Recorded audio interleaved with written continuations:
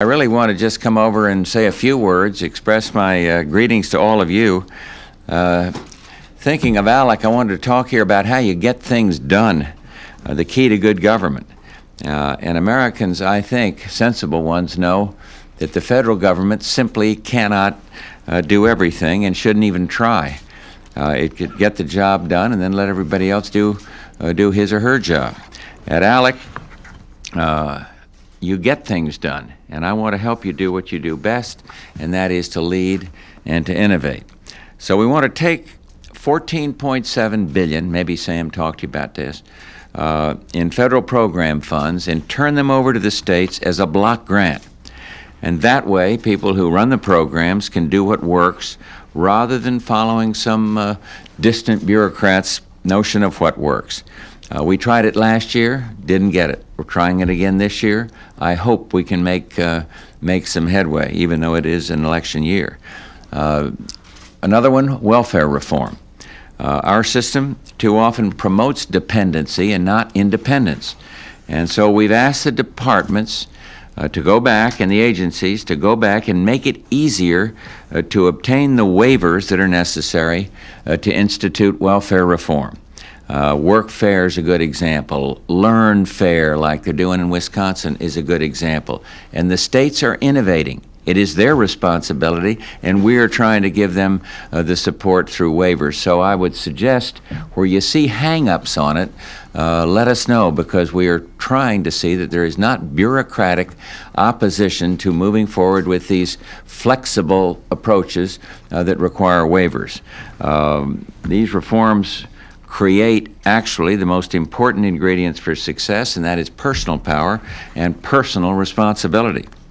We're getting more money to states for the important things, programs that work. We've increased spending on education, on Headstart, conservation fund grants, and I'm sure Sam mentioned this, transportation. And don't think for a minute that we measure progress simply in terms of dollars. We do not. We measure it by results, and we fund these programs because they work. Headstart is a part of one of our helps us achieve our 6 educational goals. Kids starting school ready to learn. This year we funded it so that every 4-year-old will have that opportunity. So we're moving forward on what we feel works. Jack's program that I'm supporting him on and been trying to get through Congress, the HOPE program, HOPE, enabling low-income families to own homes. And I like HOPE for a simple reason. It is a sensible program. It makes good sense. And when you own a home, I think we all understand, you own a piece of the community. And you have a dignity and a self-respect that simply cannot be equaled in any other way. You all look at the world differently. You have an interest in improving your assets, and you have an interest in safer, cleaner, better communities. And let me simply say, HOPE works. And this pork barrel spending, there was an amazing article on that in the paper today, doesn't. And we've asked Congress to totally eliminate 246 programs. All of them have noble titles. All of them have wonderful titles, and all of them have sponsors in Congress, but they are not needed, and we are in tough financial times. And so we're trying to get rid of 246 of them and put the money where it gets results. And at the same time, we've asked Congress to take a few steps to bolster confidence in government and to strengthen the economy. We need real tools to cut spending, and I want that line item veto. We're going to keep on pressing for it. We have in signing statements, I have said that we just are not going to accept some of the language, and so far that's gone on through in the bills that I've signed. But we want a line item veto, and again, I'm going to take the case to the people for this in the fall. I want a balanced budget amendment. We couldn't do it overnight, obviously, but if we got it, it would discipline not just the executive branch, but it would discipline the United States Congress, which appropriates every dime and tells us how to spend every single dime. We've got to cut the deficit without raising taxes, and if that takes an amendment, let's get the amendment and get the job done. Secondly, I want Congress to stop passing these unfunded mandates. If there is one thing we hear the most about from states, from governors or state reps or state senators. It is unfunded mandates. And a federal mandate is a promise that's made up there on Capitol Hill and then paid for back on Main Street. But the subcommittee chairmen up there have not changed their thinking at all. One program after another is mandated and thus a big burden placed on the states. And so we say to Congress, stop passing the buck back, and if you pass a mandate, pay for it, and don't go and raise taxes. Thirdly, I want to put a lid.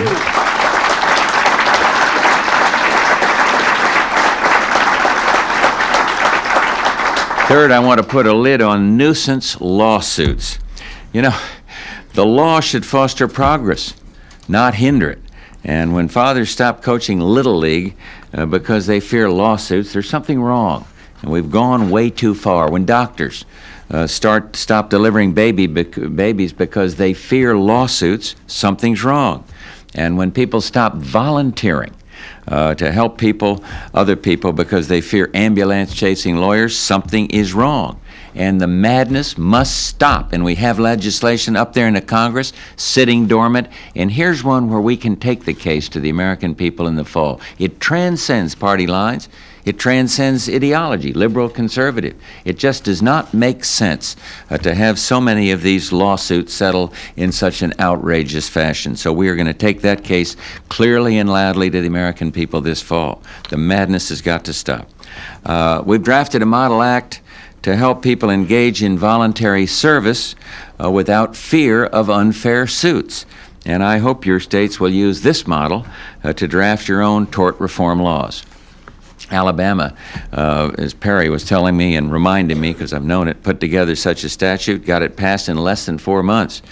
Perry Hooper, where is he? He was here right a minute ago, right over here, sponsored the legislation, and we're very proud of what he's done. It's a model for other states, and it makes me redouble our efforts here to get something done on the federal level. I've asked Congress to act upon our Access to Justice Act, which encourages people to seek alternatives to court. And it used to be a joke. You'd get upset and someone would say, don't make a federal case out of it. Now the joke's on us, and we've got to turn that around. People still turn small squabbles into lawsuits, and they sit in courtrooms listening to lawyers bicker about problems that should have been solved some way over a cup of coffee at home, maybe.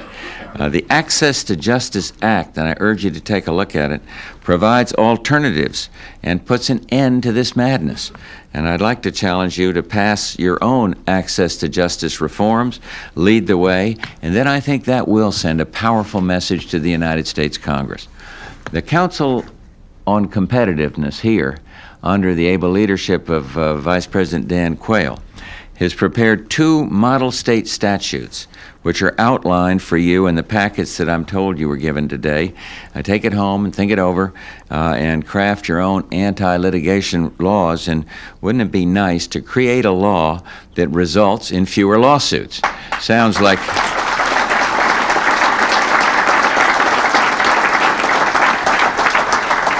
And I don't like to have this many influential people gathered here without soliciting your support, asking Congress, for you to ask Congress to do its part to help the economy.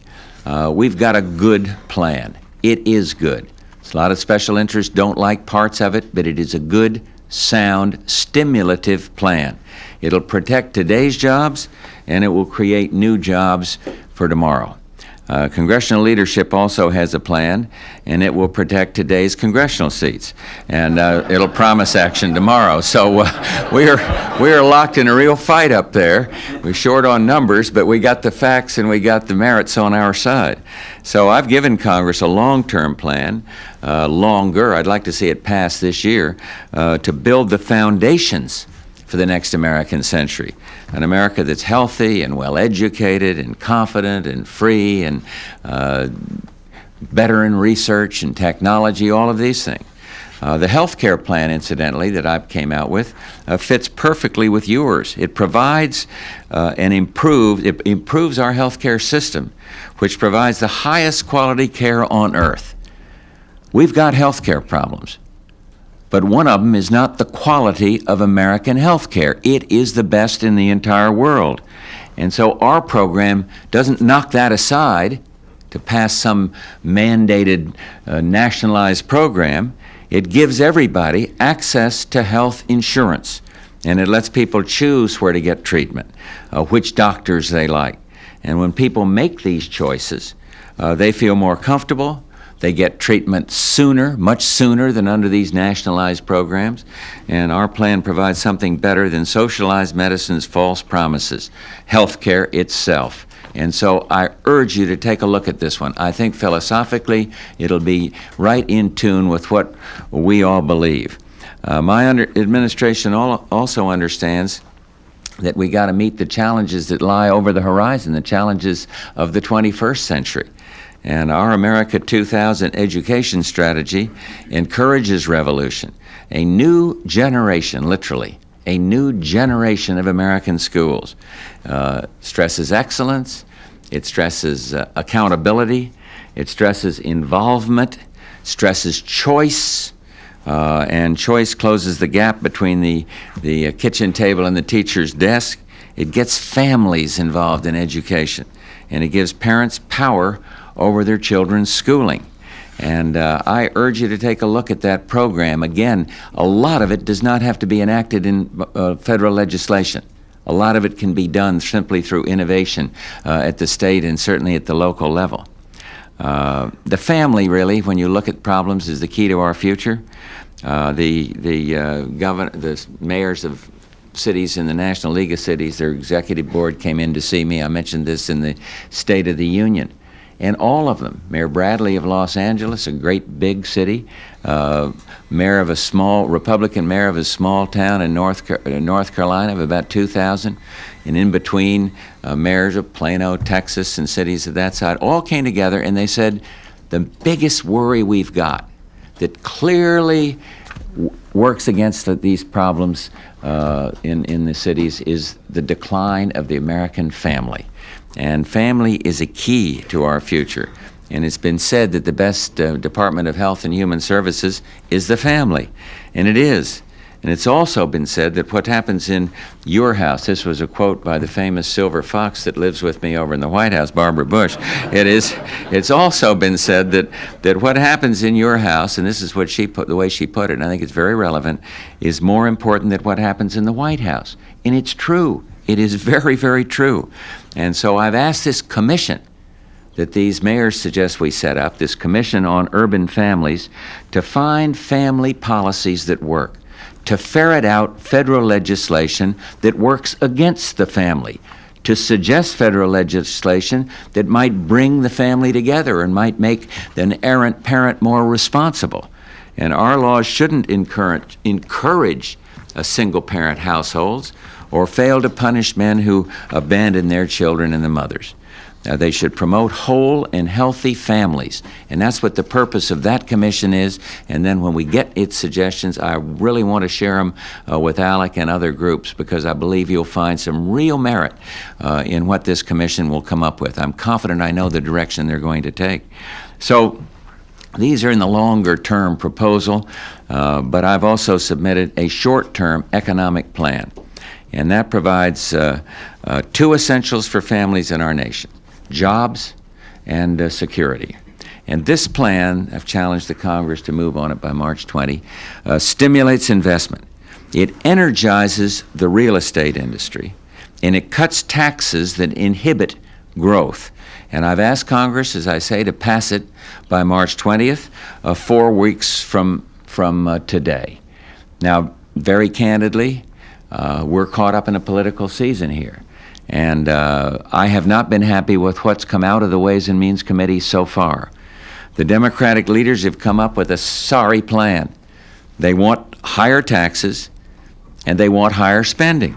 And they hope to buy off the people with a tiny temporary tax cut. If you belong to an average family of 4, their scheme will give you about a quarter a day. And even the tooth fairy pays more than that in there. And we Americans,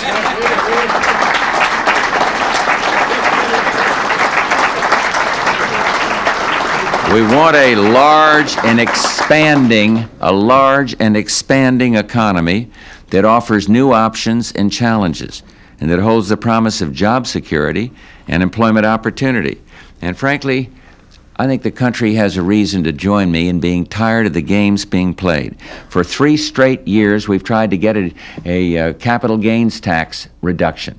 It would stimulate jobs. And all the people that control Congress do say, well, it's a tax stop for the rich. This is a break for the rich. It isn't. When the Steiger Amendment was passed in '78, new businesses were created, new jobs were created, and have the same effect now.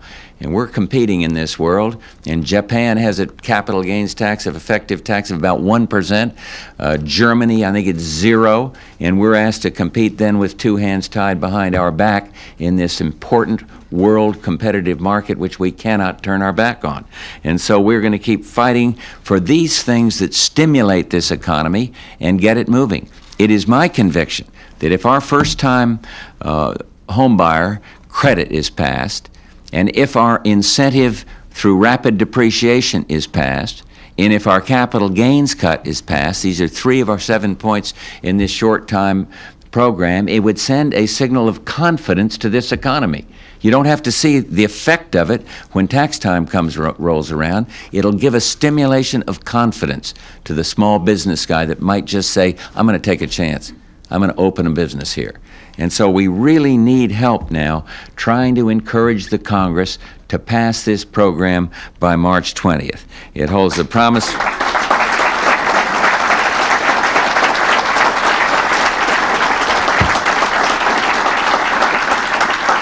And out of the budget agreement of 1990, which had things in there I didn't like, there was one good thing in it.